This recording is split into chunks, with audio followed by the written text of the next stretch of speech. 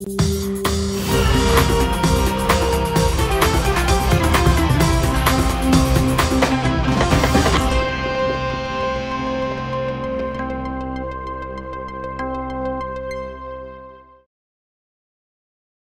que você não vai para Cuba? Vai para Cuba! Você certamente já ouviu isso acontecer numa conversa quando você defende ideias igualitárias, quando você defende um mundo mais justo, quando você diz que é possível construir uma sociedade que não seja tão desigual quanto a nossa, quanto a do Brasil. Aí vem alguém e diz, já que você gosta tanto, vá para Cuba. De tanto ouvir isso, a gente foi. A gente não, Eduardo Moreira, o fundador do Instituto Conhecimento Liberta, foi a Cuba ver como é que é a vida lá. Voltou com um documentário fantástico. Tem a participação e depoimentos de muitos cubanos, entre eles da doutora Aleida Guevara, a filha do Che, Frei Beto, que é um ídolo em Cuba, e também de Miguel Díaz-Canel, que é o presidente de Cuba. Esse documentário inédito, exclusivo, você vai poder ver de graça no dia 13 de agosto, vai dar numa terça-feira, às 8 da noite. Depois eu te digo onde vai rolar esse documentário. Mas é de graça. Marque na sua agenda e aguarde aí. Se você perder, só tem uma saída. Vá para Cuba.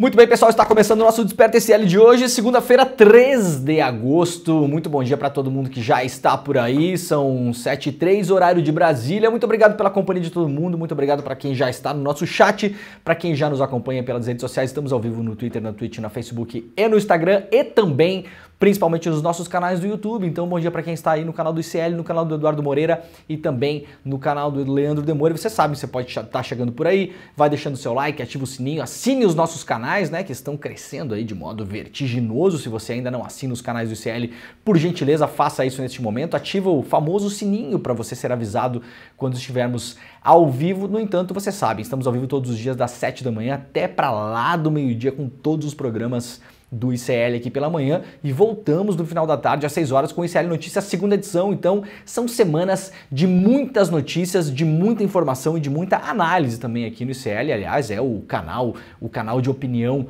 mais famoso, conhecido e importante do Brasil, segundo o prêmio IBEST, né, que nós ganhamos no ano passado. Estamos concorrendo de novo e estamos chegando lá já nas cabeças. Daqui a pouquinho começa de novo a votação para o prêmio IBEST. A gente vai avisar todos vocês aqui para que vocês possam votar, para que a gente possa manter essa liderança e também a nossa audiência. Você sabe, é importante compartilhar este programa para que a nossa audiência cresça cada vez mais, né? Esse ano é um ano eleitoral, um ano importante, tem muita coisa acontecendo no mundo e o dia de hoje, aliás, é um dia super importante. A gente vai explorar aqui o derretimento da Bolsa do Japão, uma apreensão global em relação a várias bolsas pelo mundo. A gente tem que esperar agora para ver como vai abrir a Bovespa aqui no Brasil e também a Bolsa de Nova York, mas a Bolsa do Japão bateu um recorde histórico negativo de queda no mesmo dia, algo que não acontecia, se eu não me engano, desde os anos 80. O mundo hoje está em alerta por conta dos mercados financeiros. A gente vai trazer isso aqui para vocês também. E uma coisa importante também, que é o que acontece na Grã-Bretanha.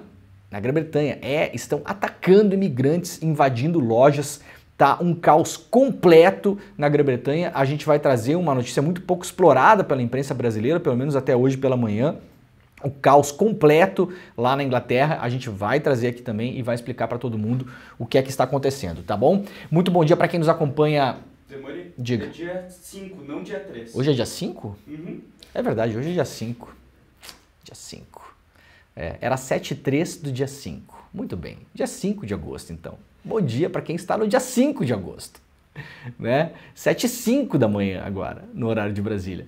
Muito bom dia para quem nos acompanha pela rede, pela televisão e também pelo rádio. Nós estamos ao vivo lá na TV Quirimurê, em Salvador, na Bahia, na TVT em São Paulo, também na Pop TV em Porto Alegre. Você pode pegar aí o controle da sua TV e ficar procurando aí os canais que passam o nosso Desperta e também os nossos outros programas da rede. Muito obrigado pelas TVs parceiras aí do ICL e também se você quiser acompanhar este programa no Bom e Velho Radinho, nós estamos ao vivo todos os dias pela manhã na Rádio Brasil Atual e também na Rádio Heliópolis. Muito bom dia, muito obrigado, principalmente para quem nos ouve no carro, né, que é o hábito que as pessoas têm de ouvir o Bom e Velho Radinho no carro. Hoje teremos mais Olimpíada, hoje teremos mais Rebeca Andrade. Que alegria, né? Nós poderíamos ter, né, Gabriel, toda semana, um dia com Rebeca Andrade fazendo alguma prova pra gente, todo dia, toda semana do ano, do nosso ano, pro nosso ano ficar melhor.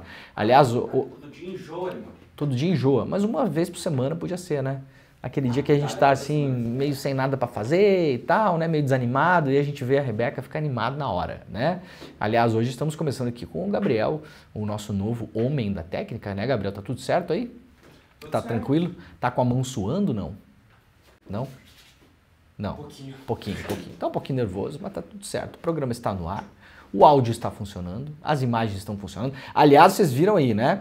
No começo do programa, no dia 13 de agosto, na próxima quarta-feira, às 8 horas da noite, a gente vai fazer a transmissão aqui do primeiro documentário exclusivo, né? Um documentário original do ICL, documentário internacional do ICL. Vai para Cuba, Eduardo tá aí, ó, para você fazer a inscrição para poder assistir ao nosso documentário. Você tem que ir lá para o despertaicl.com.br, tá bom? despertaicl.com.br, faça a sua inscrição, é por lá, é só colocar o seu e-mail e apertar no botãozinho, tá, gente? É muito rápido, não requer prática e nem habilidade, não precisa fazer nada além disso para vocês poderem ser avisados por e-mail. A gente vai fazer a transmissão online, né, pelo YouTube, então vai ser uma transmissão global, você pode assistir de qualquer país do mundo, gratuita, claro, vai ser uma transmissão gratuita do primeiro grande documentário internacional do ICL. Mandaram o Edu Moreira para Cuba, ele foi para Cuba. Então a gente fez um documentário com uma equipe local, uma das principais escolas de cinema do mundo, aliás, para mostrar o que é Cuba hoje, o que é este mítico país, né?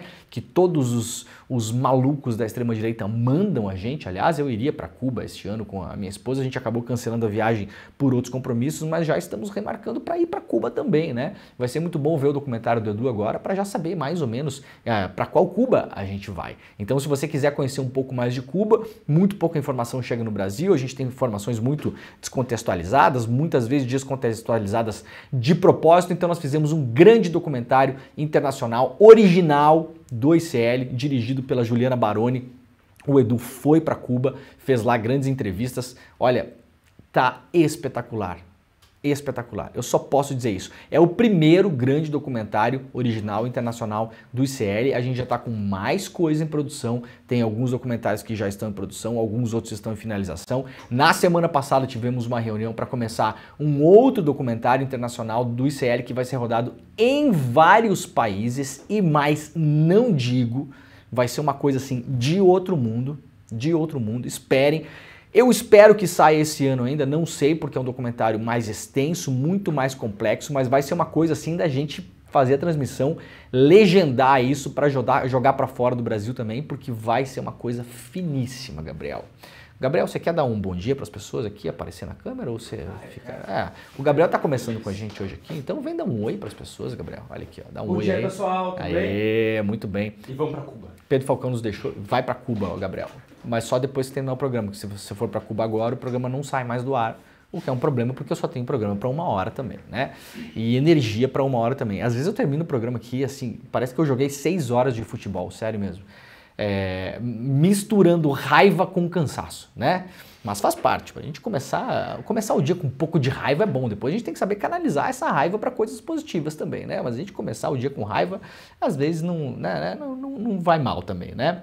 Bom, vamos lá então, o nosso atleta, o Pio, né, se soltou mais no final da prova e avançou com calma até a semifinal dos 400 metros com barreiras. Ele é um dos principais atletas do mundo na modalidade e vai competir ainda para tentar uma medalha aí, né? Alisson dos Santos, o Pio, avançou com muita tranquilidade para a semifinal dos 400 metros com barreiras. O brasileiro estreou nas Olimpíadas de Paris na terceira série da classificatória da prova, realizada hoje pela manhã, muito cedinho. A semifinal acontece na quarta-feira, às 2h30 da tarde, e a final vai ser na sexta-feira, essa sexta-feira, no finalzinho da tarde, começa às 16h45, então já estamos na semifinal. Na quarta-feira a gente vai tentar chegar na final com o Pio, e na sexta-feira, se ele chegar à final, a gente vai ter aí ele e outros 2 gênios da competição dos 400 metros, que vai ser uma disputa inacreditavelmente legal, né? Então fiquem de olho aí na agenda das Olimpíadas. O vôlei feminino também tem as quartas definidas, aqui já estão os confrontos, né? O UOL já publicou os confrontos, o Brasil avançou até as quartas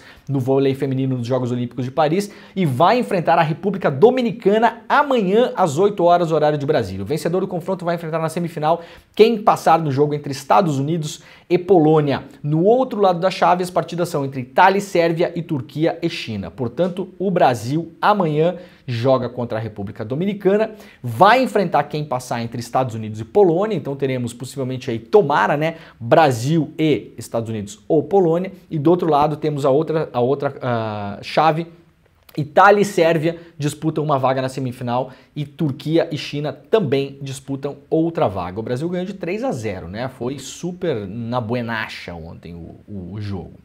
Olha, hoje teremos mais Olimpíadas, claro que sim. E aí temos Rebeca, né? Rebeca volta a encarar a Simone Biles. Que alegria, né, cara? Talvez seja a última Olimpíada que a gente possa ver isso. Talvez entre as duas, com certeza, maiores ginastas da história. A Rebeca já é a nossa, sem dúvida. Tomara que tenha mais um chamado ciclo olímpico para disputar uma próxima Olimpíada. A Simone Biles está no páreo também. A Rebeca volta a disputar 2 finais individuais nessa segunda-feira. Primeiro, ela e a brasileira Júlia Soares tentam o pódio na trave. Mais tarde, às 9h32 de Brasília, a Rebeca volta para a final do solo. A Simone Biles está nas 2 provas brigando pelo ouro. Teremos hoje também o Rodrigo Pessoa lá no hipismo, né, na sua 8ª Olimpíada. Temos também a decisão dos finalistas do futebol. Teremos 2 semifinais do futebol masculino nas Olimpíadas, o Brasil não está disputando. Teremos Marrocos e Espanha e depois França e Egito para ver quem vai às finais. Hoje, a partir das 2 horas da tarde, o Medina e a Tatiana Weston Webb disputam a medalha no surf. A decisão do surf ficou para o próximo dia da janela de espera por conta do mar, né? Vocês sabem que o mar tem que estar bom para o surf. Gabriel Medina e Tatiana Weston Webb estão nas semifinais e, de qualquer maneira, disputam medalha nessa segunda-feira. Os brasileiros encaram o Jack Robinson e a Brisa Hennessy, respectivamente. Ana Patrícia e Duda enfrentam japonesas nas 8ª. Ana Patrícia e Duda enfrentam 2 japonesas nas 8ª de final do vôlei de praia feminino. As brasileiras chegaram com 100% de aproveitamento, não tendo perdido nenhum set até o momento da competição. Já as japonesas perderam os 2 primeiros jogos e venceram os 2 seguintes. E o Brasil encara os Estados Unidos no vôlei masculino. Brasil e Estados Unidos fazem uma das quartas de final do vôlei masculino hoje, enquanto a seleção brasileira sofreu na fase de grupos, avançando com 2 derrotas e 1 vitória. Os Estados Unidos chegaram invictos com 3 vitórias em 3 jogos. Esse jogo acontece hoje a partir das 4 horas da tarde, então tem bastante coisa pra gente se divertir nas Olimpíadas de hoje. Eu tô ficando com saudade já das Olimpíadas, né? É a última semana já, Gabriel? Acho que é a última semana já, né? Das Olimpíadas. Ontem teve medalha do Djokovic, né? Final histórica. E o Hugo Calderano, nosso mesa-tenista, perdeu a disputa pelo bronze. De todo modo, ele já é o nosso melhor mesa-tenista da história. Aliás, se eu não me engano, nenhum não asiático, ele é o único não asiático, se não me engano, esse ano, que chegou nas primeiras posições do ranking ali. O Hugo Calderano é um fenômeno, pelo que reporta a imprensa, muito abalado com a derrota, porque considerava que poderia ter ou ido à final ou ter ficado com a medalha de bronze. Vai ter que se recuperar psicologicamente, mas tem toda a condição técnica de chegar em uma próxima Olimpíada, então a gente tem essa esperança ainda. O cara joga demais, eu não sei se vocês viram os jogos dele, é muito bom de ver, né? Muito emocionante. Última semana? Vão ir até dia 11. Até dia 11, é isso? Isso. Então tá bom, então beleza. Então temos mais uns diazinhos aí para acompanhar as nossas Olimpíadas. Equipe de refugiados ganha a primeira medalha na história dos Jogos Olímpicos. A equipe de refugiados ganhou a primeira medalha na história dos Jogos Olímpicos neste domingo em Paris. E foi no boxe feminino, a camaronesa Cindy Ndangaba foi bronze na categoria até 75 quilos. Um grupo de atletas começou a competir pela bandeira dos refugiados em 2015, através de uma parceria entre o Comitê Olímpico Internacional e a agência da ONU. A primeira equipe olímpica foi composta por 10 atletas e marcou presença nos Jogos do Rio em 2016. O feito da boxeadora ocorreu após a vitória sobre a francesa Davina Michel, pelas quartas de final do boxe. Ela segue para as semifinais, mas como não há disputa pelo terceiro lugar, já garantiu a medalha e o pódio. Está aqui a fotinha dela. Que legal, né? Que momento, né? Maravilhoso. Parabéns para ela. A camaronesa é considerada refugiada no Reino Unido, onde chegou aos 11 anos de idade devido à repressão contra homossexuais em seu país de origem. Então ela não pôde concorrer pelos Camarões porque lá há repressão contra ela. Ela não pôde concorrer pelo Reino Unido porque não é cidadã, né? Não foi dada a ela a oportunidade de ser cidadã lá no Reino Unido. Então ela concorreu pela equipe dos refugiados e já garantiu a medalha de bronze. Triatletas com infecção desistem de prova em meio a novas dúvidas sobre o Rio Sena. 2 triatletas que disputaram a prova olímpica no Rio Sena na quarta-feira anunciaram a desistência da prova do revezamento misto marcado para hoje. A belga Claire Michel foi hospitalizada supostamente devido à bactéria E. coli e o suíço Adrien Bifford está com infecção gastrointestinal.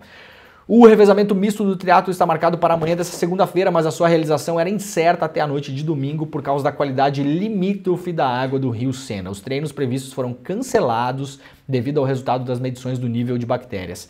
Caso não seja possível realizar a prova nessa segunda-feira, ela será adiada para terça. Se o problema persistir, a parte da natação será cancelada e o triatlo será transformado em duatlo apenas com ciclismo e corrida. Que burrada imensa colocar as provas no Rio Sena. Aliás, já foi admitido pela própria Prefeitura de Paris, né? Obviamente não havia condição. Uma semana antes das Olimpíadas, se eu não me engano, a secretária de esportes lá de Paris, ou alguma coisa relativa a isso, fez um mergulho no Rio Sena, aquele mergulho meio patético, não tava lá, não queria botar a cabeça na água, né, Gabriel? Aí botar aí, fechou o olho, fechou a orelha, fechou o nariz, fechou tudo, botou pra dentro, saiu, não sabemos se tá viva a mulher, não, tô brincando, se tá viva, claro, né? Mas, claramente, não há condição nenhuma de você fazer nenhum tipo de esporte nas águas do Rio Sena, o rio que cruza Paris, que é um rio extremamente poluído. Muita gente vai para a Europa e fica meio embasbacada, né? Olha para o Sena e fala, olha só, o Tietê é todo poluído e o Sena... Não, o Sena também é podre, tá, gente? Tá tudo cagado lá. Literalmente porque essas bactérias é bactéria que vem do cocô, né, o Gabriel? É verdade. As pessoas... Mas, Demore, tem outra questão também, que a preparação para um triatlo é bem diferente de um duatlo. Bem diferente. A preparação para... Veja só, Gabriel já está dando aula aqui sobre triatlo, eu comecei a ficar perigoso. A preparação para um triatlo é bem diferente para um duatlo. Por quê, Gabriel? Porque se perde o percurso na água, a pessoa ela passa a priorizar um pouco mais velocidade do que a resistência. Entendeu, galera? Ela tem que cumprir num tempo menor. Porque a pessoa, eventualmente, ela corre melhor do que ela nada, claro. Ou ela anda de bike melhor do que ela corre. Então ela pode ir mal na água e mesmo assim ser campeã, claro, né? É isso? Porque ela vai melhor na bicicleta do que na corrida. Claro, é um negócio óbvio, né, Leandro? Você não precisa perguntar isso, mas é muito bom que o Gabriel sabe dessas coisas, porque eu não tinha me dado conta. Mas é verdade, você vai eventualmente mudar até o pódio, né, o Gabrielzinho? Porque eventualmente as pessoas que estavam preparadas para fazer as 3 provas ali vai perder e, por exemplo, a pessoa que é muito boa na água vai perder com essa decisão, é isso? Que imensa sacanagem. Pena que não tem um brasileiro que pode se beneficiar disso, porque daí a gente achar legal. Mas, enfim, não temos, né, no caso. Vamos lá, então, para a Folha de São Paulo, 7 entre 10 cidades brasileiras ignoram enchentes no planejamento urbano. Materializado em catástrofes recentes, o risco de inundações ou desmoronamento de encostas é ignorado no principal instrumento de planejamento urbano da maioria das cidades brasileiras, o Plano Diretor. Medidas preventivas contra enchentes e enxurradas estão contempladas em apenas 27% dos planos diretores dos municípios do país. Quando avaliados os deslizamentos, esse índice cai para 13%. Segundo o estudo da Associação de Pesquisa IALETA, com dados das pesquisas e informações básicas municipais de 2020 do IBGE. Isso aqui, foto do Lago Guaíba, né, do Rio Guaíba. Dizem, aliás, que estão tentando transformar o Rio Guaíba em lago. Vejam como são as coisas, né? Nós estamos sempre foi Rio Guaíba, sempre foi. Eu morei em Porto Alegre há 400 anos, ninguém nunca chamou Guaíba de lago. Sempre foi o Rio Guaíba, rio. Na imprensa, entre a população, tudo. De uma hora para outra começou o papo de lago. Não, é uma laguna, é uma lagoa. Laguna não é porque não tem água do mar ali, né? É uma lagoa, é um lago, não sei o quê. Agora, parece que estão tentando passar esse negócio do lago. Por quê? Porque na beira de lago, as leis ambientais são mais frouxas, ou como dizia minha avó, floxa. São mais floxas para poder construir. Sacaram a sacanagem, Gabriel? Não é rio não, é lago. É lago. Daqui a pouquinho, daqui não muito, as construtoras que mandam em Porto Alegre, mandam no Sebastião Melo, no prefeito, mandam em todo mundo lá, né? Daqui a pouquinho não é mais lago, Gabriel. É o que aquilo ali? É asfalto. Daqui a pouco não é mais lago Guaíba, é o asfalto Guaíba, né? É a rodovia Guaíba daqui a pouco. Eu não duvido de nada. Não duvido de absolutamente nada. Vamos lá para o iclnoticias.com.br. Datafolha: Lula é aprovado por 35% dos brasileiros, 33% rejeitam o presidente. O novo levantamento do Datafolha mostra que 35% dos entrevistados aprovam o presidente Lula, enquanto 33% o reprovam em 1 ano e 8 meses de governo. Os índices são similares aos obtidos pelo ex-presidente Jair Bolsonaro no mesmo ponto de seu mandato, segundo o Instituto. A pesquisa mostra ainda que 30% dos brasileiros avaliam Lula de maneira regular, enquanto outros 3% não sabem ou não opinaram. Ou seja, um terço, arredondando, né? Um terço aprova, um terço acha que é regular e um terço reprova. Um terço reprova. Um texto, né, Gabriel? Um terço reprova, um terço diz que é regular, um terço aprova, tá? Essa é mais ou menos a medição. É muito parecido com o do Bolsonaro na mesma época do mandato do Bolsonaro, ou seja, com 1 ano e 8 meses. O Bolsonaro assumiu em 19, né? Então 19, meados de 20, era mais ou menos isso que o Bolsonaro tinha na época. Essa é a comparação que o Datafolha faz. Eduardo Paes lidera a disputa à Prefeitura do Rio de Janeiro com 43,6%, seguido de Ramagem com 6,9%. Essa aqui é a eleição mais importante para a família Bolsonaro, que quer meter a mão na Prefeitura do Rio de Janeiro e insiste na candidatura do Ramagem, apesar de todos os indícios em relação à atuação criminosa deste cidadão dentro da ABIN. Indícios de atuação criminosa dentro da ABIN. Este é o candidato do bolsonarismo. De todo modo, parece que o Paes vai levar no primeiro turno, né? Porque se você considerar os votos válidos, o Paes tem mais de 70% dos votos válidos. Lembrando, claro, que o Rio de Janeiro tem segundo turno, caso necessário. Não parece que vai ser o caso, porque, olha, talvez seja a eleição no Rio de Janeiro com maior margem de diferença entre o primeiro e o segundo colocado, né? O Ramagem é com 6%. Tem uma tendência de crescimento, claro, porque muita gente não sabe que o Bolsonaro apoia o Ramagem. Quando muitas pessoas souberem, elas votarão no Ramagem. O Bolsonaro tem uma capacidade de fazer com que o seu candidato ganhe votos quando ele é apoiado pelo Bolsonaro, até uma certa porcentagem, mas atenção, quando o candidato já está mais ou menos bem, acima de uma certa porcentagem, e aí varia de cidade para cidade, né, 30%, 35%, 40%, não é legal estar com a imagem colada no Bolsonaro, porque o Bolsonaro tira votos. O Bolsonaro é um dos piores passadores de votos em alguns lugares. São Paulo é um desses exemplos, né? O Nunes precisa do Bolsonaro para o Bolsonaro não criar um outro candidato biônico, deixou o Bolsonaro indicar o vice. Em Porto Alegre também deixou indicar o vice, mas em Porto Alegre aparentemente o Bolsonaro tem mais força para ajudar a levar o Melo para um segundo turno do que em São Paulo tem força para levar o Nunes para um segundo turno. Tanto é que, por enquanto, o Nunes não está colado no Bolsonaro na campanha. Não está aparecendo muito o Bolsonaro. Então tem essa medida. Para o Ramagem hoje, que tem praticamente 0 votos, né, 6,9%, menos que o Ciro, né, aí você é interessante estar colado no Bolsonaro, porque vai puxar a sua votação para cima. Mas tem um determinado ponto em algumas cidades que o Bolsonaro tira votos. Então, a ver, de todo modo, muito difícil conseguir recuperar, mas eleição só acaba quando termina, como diz o bordão, né? Então, a ver o que acontece aqui também no Rio de Janeiro. Olha que notícia interessante lá publicada pelo UOL. Brasileiros tentam se recuperar de despesa milionária após sofrerem ataque nos Estados Unidos. Os brasileiros Carlos Borges e Karina Jacud, que se adaptavam a uma nova vida nos Estados Unidos, foram vítimas de um ataque a tiros no estado de Michigan, quando estavam com o filho em uma praça pública em 15 de junho. Agora, eles tentam se recuperar de danos físicos, psicológicos e financeiros. Cara, o UOL tá com essa mania de ficar abrindo uns vídeos aqui do lado. Que coisa chata, velho. Pelo amor de Deus. Meu, eu não quero ver vídeo. Se eu quiser, eu clico. Sai. Ao UOL, o Carlos contou que a cidade em que moram é considerada pacífica e que eles nunca haviam vivenciado qualquer situação de violência no local. O casal saiu de São Bernardo do Campo para os Estados Unidos há 2 anos. Eles trabalham como engenheiros em uma indústria automobilística. No dia do ataque, o casal aproveitava o fim de tarde com o filho em uma praça. Após irem ao mercado, eles decidiram parar em um splash pad, uma espécie de praça pública com alguns brinquedos aquáticos, para que o filho de 6 anos se divertisse. Menos de 1 hora após chegarem, o atirador apareceu. Nos primeiros segundos a gente achou que era uma bombinha, uma brincadeira, um festim, né? O casal demorou a entender o que ocorria devido aos frequentes fogos de artifício disparados pelas proximidades do feriado do 4 de julho e porque a praça estava cheia. Ao verem o atirador, eles foram em direção ao filho que estava em um dos brinquedos. Nossa, que pavor isso aqui. Eles estavam uns 10 metros da gente, ele estava, né, o atirador, atirando. Fui tentar me levantar e tomei um tiro na perna. Mesmo assim, ainda conseguimos correr alguns metros, uns 5 metros para frente, até encontrar o nosso filho. A gente agarrou e conseguiu cobrir ele. Baleados, Carlos e Karina foram levados de ambulância a hospitais distintos da cidade. Ao todo, 9 pessoas ficaram feridas. Um menino que brincava com o filho dos brasileiros antes do atentado foi baleado e ficou em estado grave, mas sobreviveu. O atirador, um homem de 42 anos, tirou a própria vida. Os custos das 2 cirurgias pelas quais os brasileiros passaram equivalem a mais de R$1 milhão.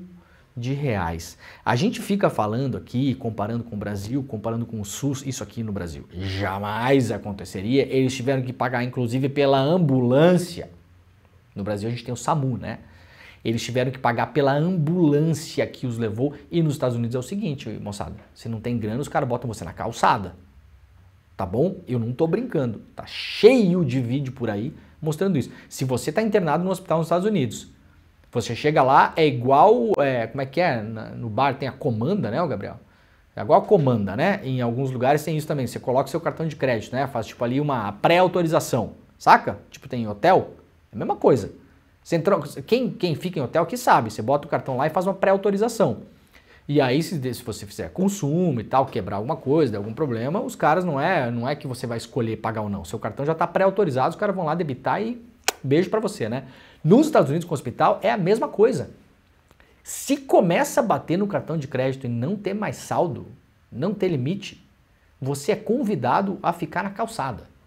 Então, atenção, moçada que está indo aí, né, que acha que é tudo mil maravilhas e tal, principalmente que gente que não conhece o exterior, todo mundo tem direito a migrar, todo mundo tem direito a buscar o que é melhor para a família, né? Eu não sou a pessoa que vai chegar aqui e dizer, não, porque não sei o quê, quer ir embora, vai embora. Eu já morei fora do Brasil. Né? É uma experiência muitas vezes, muitas pessoas vão para empregos legais, tem propostas, outras pessoas vão para fazer uma aventura, outras pessoas vão aprender uma língua, fazer um curso, muita gente vai fugindo da violência ou tentando uma vida mais simples. Eu não sei se nos Estados Unidos isso é possível, às vezes que eu fui para os Estados Unidos não me pareceu. É uma vida de fato mega focada nas coisas, no comprar, no fazer dinheiro, não sei o quê. Mas em muitos países da Europa é possível você ganhar menos e ter uma vida mais simples, de fato, tá? Mas atenção quem vai para os Estados Unidos, essa treta da saúde lá é séria. É uma parada séria, você tem que ir lá calçado, saber que você tem que pagar o plano e não sei o quê, senão você tá ferrado, meu filho. Cair num dentista lá com dor de dente, o Gabriel que vai tirar os 4 sisos essa semana, né, Gabriel? Vai tirar o siso nos Estados Unidos para ver. Já deixa teu carro lá, chega lá, estaciona, dá a chave pro dentista já, né? Troca o carro pelo... Depende do carro também, Gabriel, né? Vai chegar com um carro mequetrefe lá, o cara vai tirar 2 sisos só. Não, esse carro aqui é 2 sisos com anestesia ou 3 sem anestesia, Gabriel? O que você prefere? 2 com anestesia. 2 com anestesia e deixa os outros 2, né? Muito bem. A Karina, né, precisou reconstruir parte da mão, a operação custou $50 mil. O Carlos teve que construir o joelho e um procedimento que custou $136 mil. O brasileiro ficou com estilhaços de bala alojados no corpo. A família ainda precisou pagar pelas viagens de ambulância, pela adaptação da casa que eles já tinham acabado de comprar, por medicamentos e pelo conserto do carro, claro, que levou 5 tiros. Que loucura, né, cara? Então, eu sempre falo, estuda bem o país para onde você está se mudando. Tem países que tem sistema de saúde, tem países que não tem países que o sistema de saúde é misto. A época que eu morei na Itália era um sistema de saúde totalmente gratuito, você pagava só a primeira consulta no seu médico local, né? Na Itália tem um esquema bacana, que você tem o médico do bairro, então qualquer coisa que você tivesse, primeiro vai para o médico do bairro, é um médico público que já conhece o seu histórico, tem tudo lá, e aí esse médico ou médica, né, encaminha você para especialistas ou para hospitais ou para outros lugares. Depois, uns anos depois, eu já não morava mais lá, instituíram uma espécie de vouchers que você tem que pagar, de todo modo é mínimo, né? Você paga em hospitais e para médicos também, um valor mínimo de entrada ali para ser atendido, mas tem países como os Estados Unidos, meu velho, minha velha, que você tá ferrado. tá? Tá ferrado. Ai, trabalhou, nossa, juntei R$1 milhão, num final de semana acabou. É super caro as coisas lá. Muito bem, acampamento do MST no Mato Grosso do Sul sofreu ataques com tiros e fogo nesse final de semana. Tem várias imagens pela internet, eu não vou mostrar aqui porque elas são realmente perturbadoras. Estamos, de novo, em um momento de caos por terra no Brasil. De novo não, porque nunca parou. Agora, esse ataque aqui foi brutal no final de semana. Dezenas de pessoas passaram mal. A ação ocorreu horas após o ataque à terra indígena Panambi, em Lagoa Rica. O movimento do MST está vendo retaliação nisso, também indígenas foram atacados no Mato Grosso do Sul esse final de semana. O repórter Leandro Barbosa, que é um repórter freelancer brasileiro que cobre conflitos fundiários e questões ambientais pelo Brasil. Dessa vez, se eu não me engano, ele está fazendo a cobertura para o Intercept, mas é um repórter que é um repórter independente, faz cobertura para vários meios, está fazendo essa cobertura. Você pode ir lá para o Twitter dele, as imagens para quem quiser ver estão lá, a coisa tá ficando feia e sobretudo por quê? Né? Porque nós temos aí, quer ajeitar alguma coisa por aqui, Gabriel? Tá batendo no microfone? Aqui, ó, que ele tá raspando o tempo todo. Muito bem. Muito bem. Tá bom. Valeu, meu caro. E aí nós temos, claro, inclusive denúncias dos próprios movimentos sociais, porque a Força Nacional estava em um desses lugares para proteger os indígenas. É uma terra em disputa por demarcação.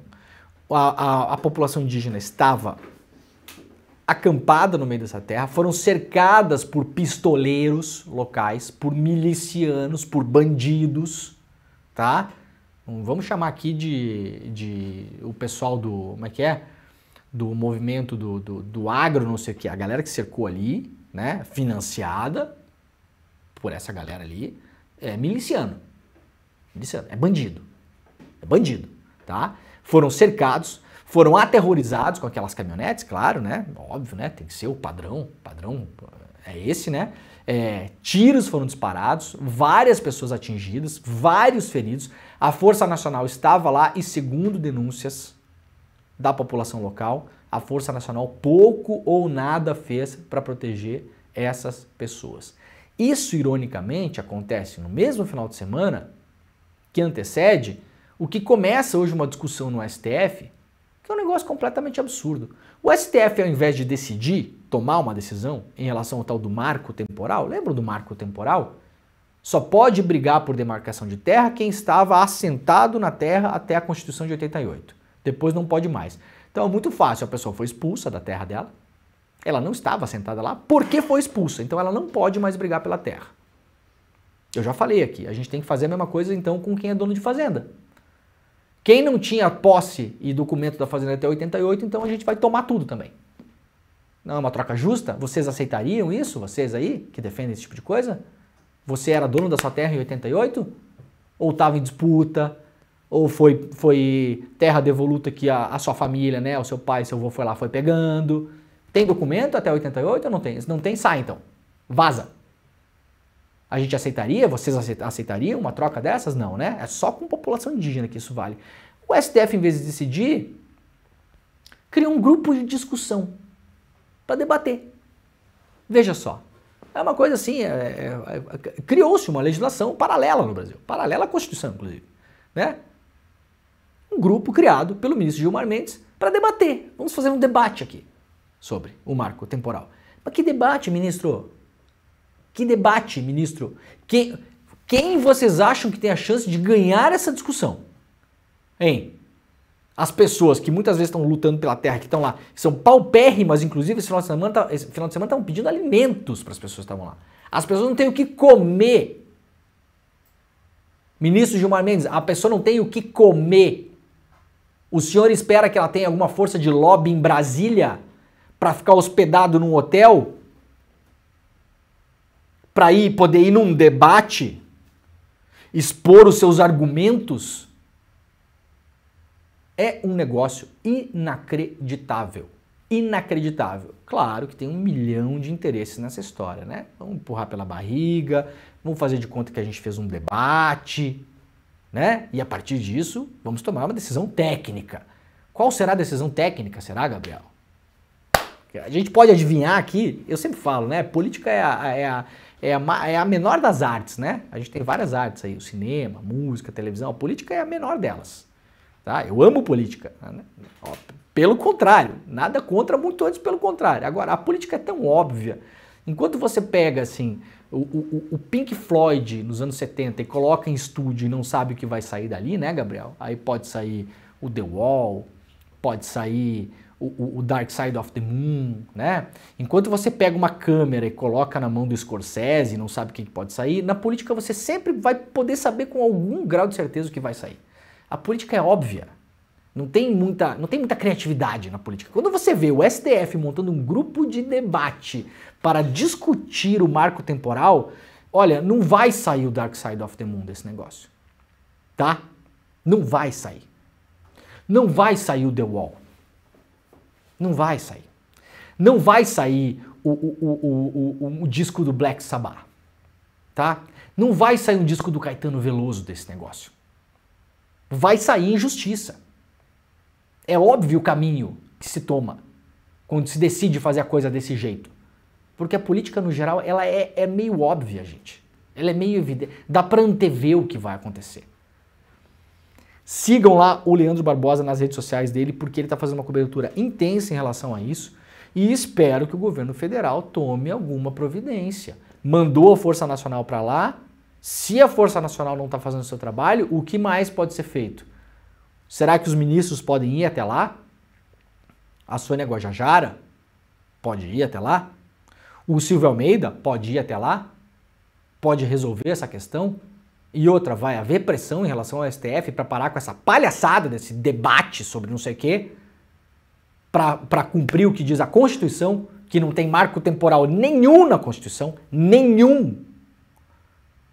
Aliás, quando começou esse debate, a Caroline Detoni, que é a bolsonarista de carteirinha de Santa Catarina, avisou. Teremos um banho de sangue. Né? Tanto se fala em banho de sangue, né? O Maduro, banho de sangue. O Maduro falou em banho de sangue lá, não falou que ele faria um banho de sangue. A frase do Maduro não diz isso. A Caroline Detoni falou que ia ter banho de sangue no campo. Se não fosse aprovado o tal do marco temporal. Bom, tá aí, ó. Tá aí, ó. Avisado foi. Bombardeios israelenses contra 2 escolas em Gaza deixam ao menos 30 mortos. A Defesa Civil da faixa de Gaza informou que bombardeios israelenses mataram pelo menos 30 pessoas neste domingo em 2 escolas de um complexo educacional da cidade de Gaza que abriga milhares de palestinos deslocados pela guerra. Mais e mais assassinatos. Israel, né, que segue tranquilamente disputando as Olimpíadas, como se nada acontecesse. A Rússia não pôde. Mas você acha que a Rússia tinha que ir? Não acho nada, gente. A Rússia não foi, Israel foi. A Rússia não pode, por conta da Ucrânia, Israel está lá. Aí a gente pode avaliar os pesos e as medidas que são colocadas nessas questões. Embaixada do Brasil no Líbano pede que brasileiros deixem o país. Em meio à escalada de tensão no Oriente Médio, a Embaixada do Brasil em Beirute orienta brasileiros que vivem no Líbano ou estão de passagem que considerem deixar o país por meios próprios até o retorno da normalidade. Em nota, a Embaixada pede ainda que brasileiros que não estejam no Líbano não viajem ao país neste momento. No comunicado, a Embaixada também recomenda que brasileiros adotem todas as indicações de segurança sugeridas por autoridades libanesas com atenção às áreas consideradas de risco e que reforcem medidas de precaução. Outras orientações listadas pela Embaixada incluem não fazer parte de aglomerações e protestos. Isso por conta, de novo, de Israel, né? Ali no nosso site, no ICL Notícias, se você estava viajando para o Líbano, está de passagem pelo Líbano, ou mora no Líbano, no iclnoticias.com.br nós temos os links seguros e oficiais para você se informar sobre o que acontece lá, para cuidar da sua segurança. Não cai em golpe de internet, não joga no Google, não cata na rede social, não pega no zap da sua tia, do seu tio. Tá aqui, ó. No site do ICL Notícias, tá tudo organizado, o Facebook da Embaixada, a página da Embaixada, comunidade de WhatsApp lá no Líbano também, segura, de modo que você não vai sofrer nenhum golpe, tá tudo aqui, os e-mails consulares, tudo aqui e os telefones, o plantão consular para você ter as informações corretas, sem golpe, tá? O Irã prometeu responder ao assassinato do líder do Hamas na semana passada em Teherã, e depois de uma série de assassinatos de figuras importantes de um grupo militante palestino, né? Enquanto a guerra entre Israel e Hamas acontece, o conflito se intensifica, então pode ter problema na região. Problema, diga-se, bombardeio por Israel. Potências europeias cobram Venezuela por divulgação de atas da eleição. Em um comunicado conjunto, 7 países europeus cobraram ontem que a Venezuela divulgue as atas das sessões eleitorais da disputa presidencial realizada em 28 de julho. A nota é encabeçada por Alemanha e França, potências que lideram a União Europeia. No texto, os governos europeus citam a apuração paralela que a oposição tenta fazer, divulgando as atas em um site. O grupo diz que a verificação das atas é essencial para reconhecer a vontade do povo venezuelano, né? O impasse segue na Venezuela. O Nicolás Maduro segue sem apresentar as tais atas, que no Brasil seriam os boletins de urna. No Brasil você sabe, né? Você pode ir lá no site do TSE e conferir os mais de 450 mil boletins, então dá para saber exatamente quantos votos cada candidato teve em cada urna. É isso que se cobra na Venezuela. É claro que tem aqui uma arrogância europeia, né? Os europeus cobrando, aquela coisa, né? A eleição dos Estados Unidos já deu 1 milhão de problemas, né? A própria eleição da Hillary Clinton, né? Ganhou no voto e depois tinha a recontagem na Flórida, a justiça mandou parar a recontagem, disse que ela perdeu a eleição. Você não viu nenhuma potência europeia cobrando lisura da eleição dos Estados Unidos. Então tem também esses 2 pesos e 2 medidas. Tá? É bom a gente deixar aqui. Na semana passada eu fiz 5 programas falando de Venezuela aqui. 5.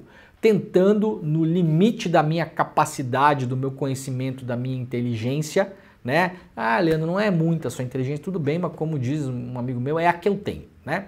Então, no limite da inteligência que eu tenho, que eu posso dar aqui, na semana passada fiz 5 programas sobre a Venezuela. Não vai dar tempo da gente falar sobre aqui detalhadamente, mas quem quiser, por gentileza, assista. Tentei trazer todos os contextos em relação ao que está acontecendo lá no país. O país está num impasse eleitoral neste exato momento, tá bom?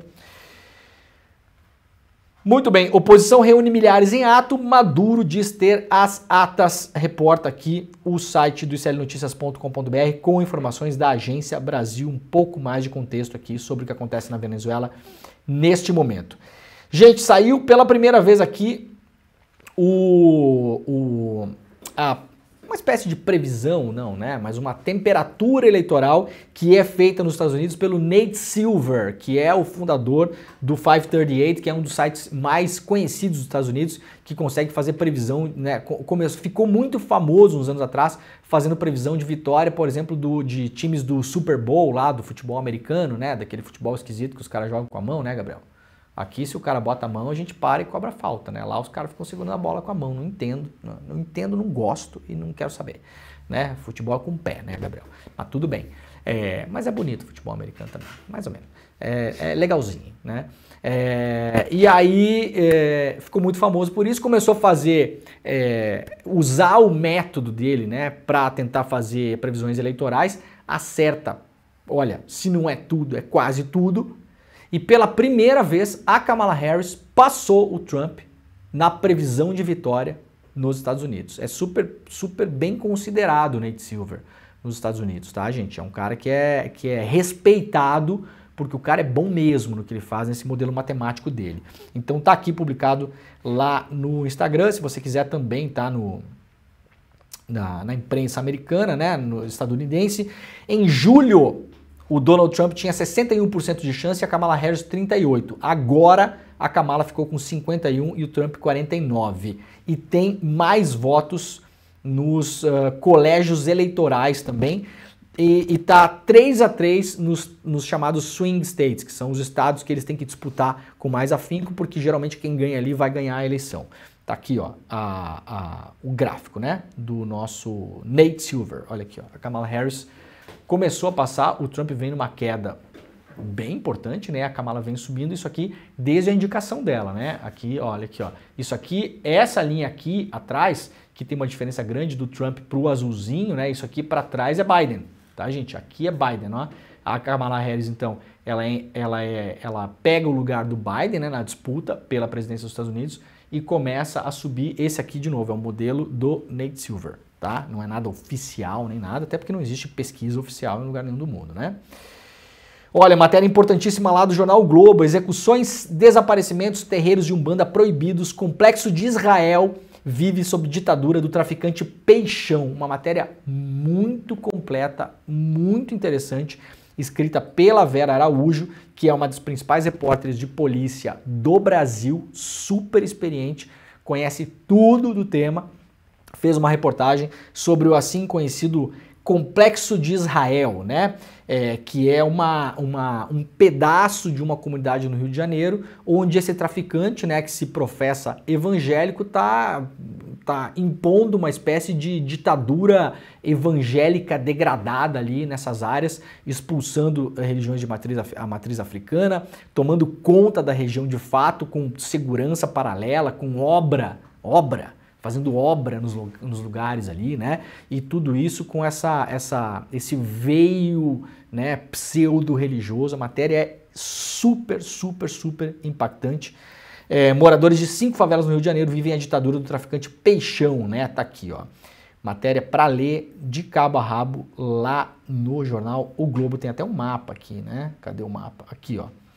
Onde seria, né? O assim chamado Complexo de Israel, né? É muito próximo ao Aeroporto Galeão e próximo à linha vermelha e Avenida Brasil. Então, inclusive geograficamente, se der problema ali, dá para fechar a linha vermelha, dá para fechar a Avenida Brasil, dá para interromper acesso ao Aeroporto Galeão. Então, com capacidade militar, inclusive, desses grupos armados de causar o caos no Rio de Janeiro. Isso aqui é uma bomba relógio. A matéria é muito completa, tá lá no Jornal o Globo de hoje.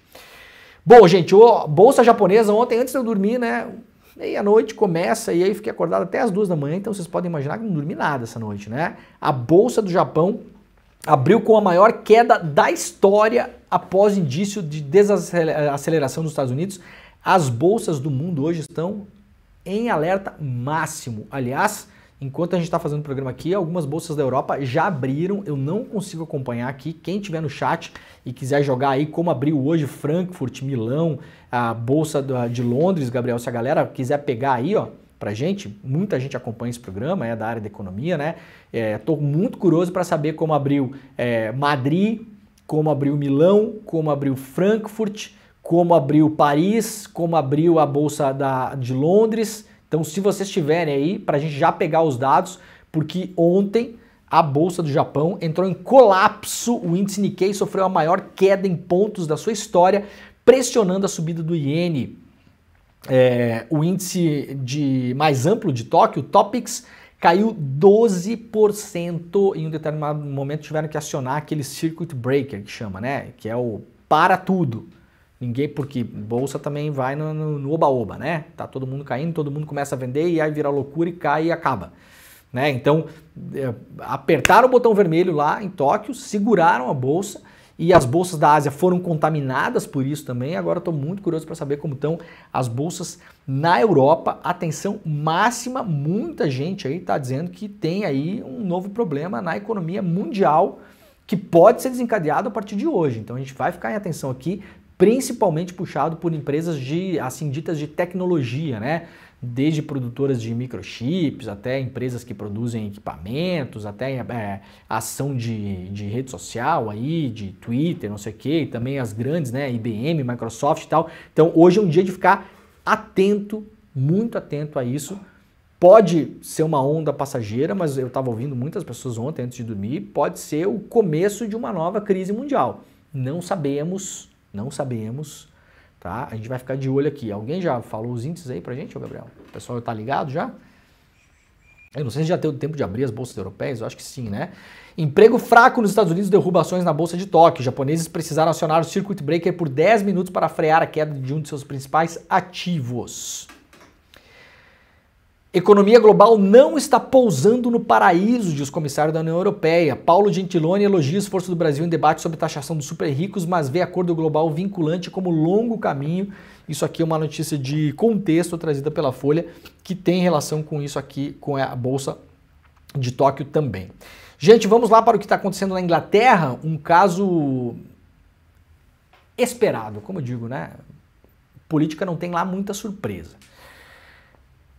Aconteceu um ataque na Inglaterra, uns dias atrás, durante uma aula de dança, onde tinha várias crianças.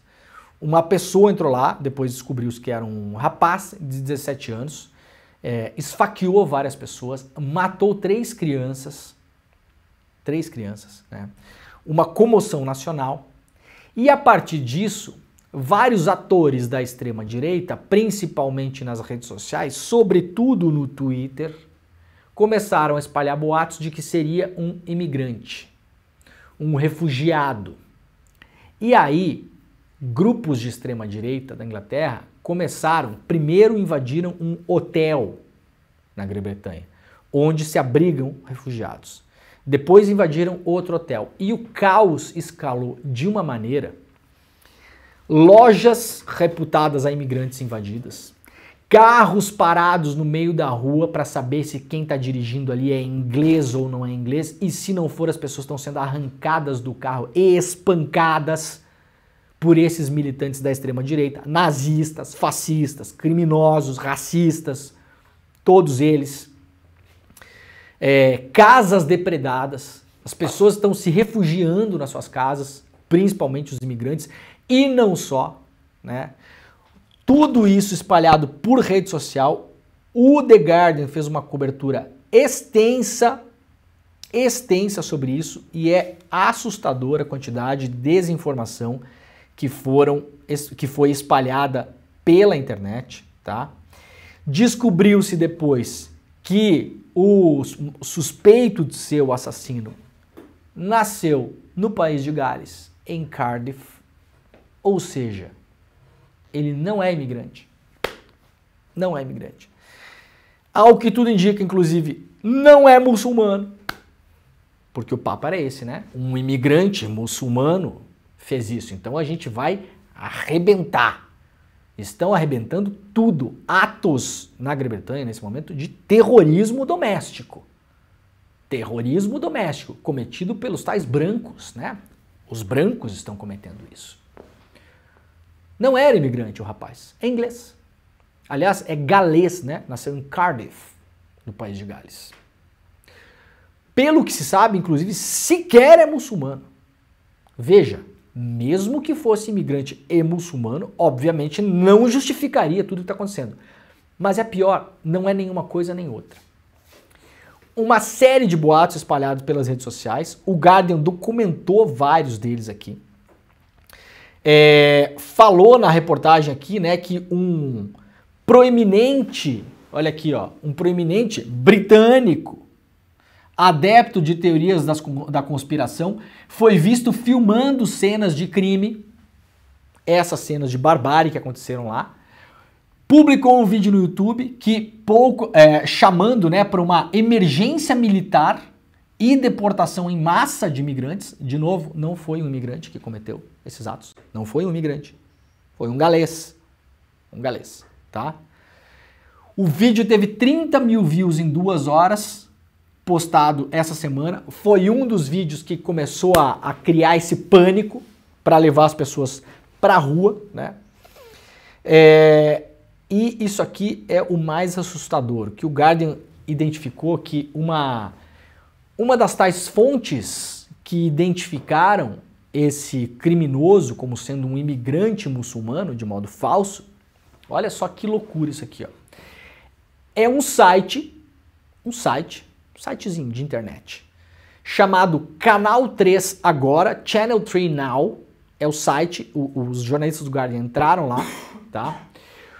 O site mistura conteúdo que, segundo o Guardian, é potencialmente gerado por inteligência artificial, então é um monte de notícia falsa que é gerada por inteligência artificial, em cima de tons, obviamente, racistas, para gerar engajamento. Aquilo gera clique gera dinheiro, então, para além de tudo isso, aqui é um mega de um negócio, tem gente ganhando dinheiro com isso, como aconteceu no Brasil.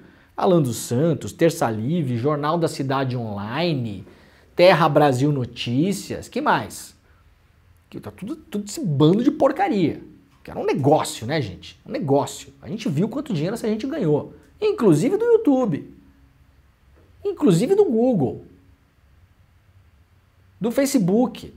de todos eles, né? E esse site, o Channel 3 Now, que potencialmente é gerado também por inteligência artificial, era muito parecido com o Canal 3, que é um canal norte-americano. Então os caras fizeram um site, você entrava lá, tinha a cara de parecer o site oficial de um canal dos Estados Unidos, mas não era. É um canal pirata, com informação gerada, muita informação gerada por inteligência artificial, e foi desse site, eram esses links que as pessoas começaram a mandar e postar nas redes sociais para provar que o tal criminoso suspeito de ter cometido o atentado era um imigrante. Começou um caos, a gente vai mostrar rapidamente as imagens aqui, ó. Isso aqui é a tentativa de invasão do hotel, desse primeiro hotel, que é um Holiday Inn. Olha aqui, ó, as pessoas cercaram o hotel, um hotel que abriga imigrantes. Esse hotel fica em Rotherham, que foi a primeira cidade, né, que teve esses ataques. Depois tentaram invadir um outro hotel em Staffordshire, tá? Então isso aqui já é um outro hotel que também abriga imigrantes da mesma rede. Olha aqui, ó, os hotéis sendo depredados, inclusive com coquetel molotov sendo jogado dentro dos lugares, né? Uma cena horrível. Depois, um Holiday Inn, tentaram invadir um outro hotel ainda, um Holiday Inn, aqui ó, as imagens. A polícia cercando aí, a polícia pouco ou quase nada fez lá. Vocês estão vendo fogo aqui no hotel, né, nesse Holiday Inn.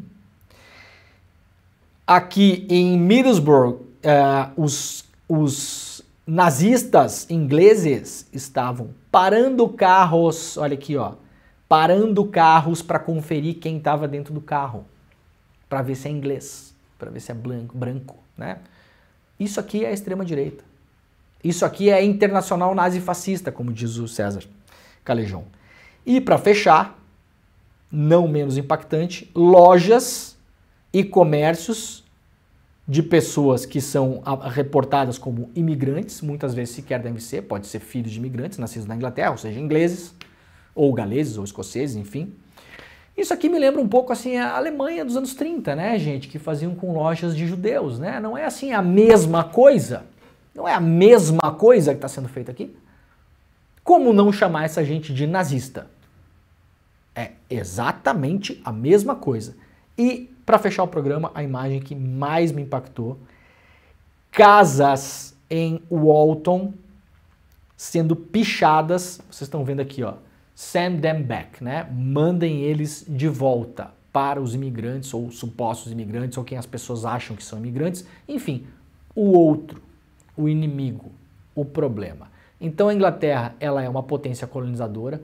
Ela espalhou terror pelo mundo, tomou de assalto um monte de países, roubou tudo que pôde de todo mundo, mas agora é só deles.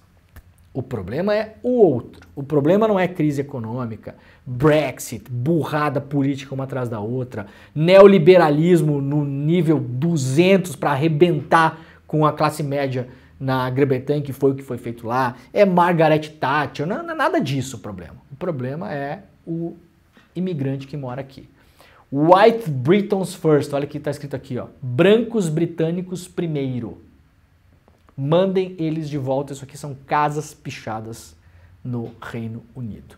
Seguiremos acompanhando, a gente vai falar sobre isso um pouco mais depois no ICL Notícias primeira edição, que está começando agora, tá bom? Ótima semana para todo mundo, na medida do possível. O Desperta está acabando. Muito obrigado e tchau.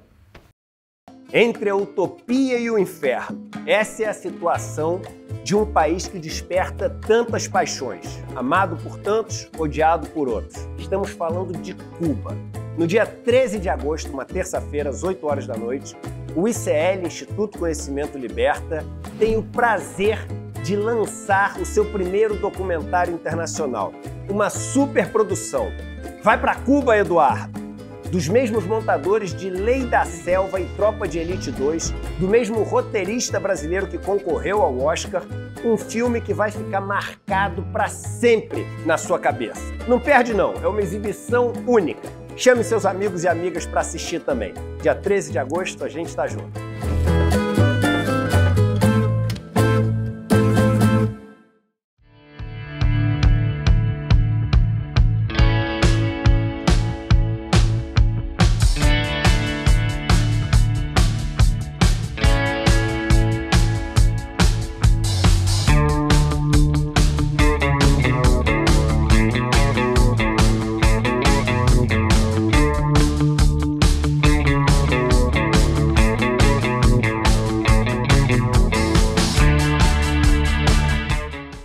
Olá, olá, eu sou Lindener Pareto, historiador, professor aqui no Instituto Conhecimento Liberta e convido vocês, nosso grande público, a conhecerem o curso Monumentos à Barbárie, onde eu narro aqui as disputas pelo controle dos monumentos produzidos no espaço público, as memórias, as histórias, a contestação de personagens históricos controvertidos ao longo da história, não só do Brasil, mas também da história da humanidade.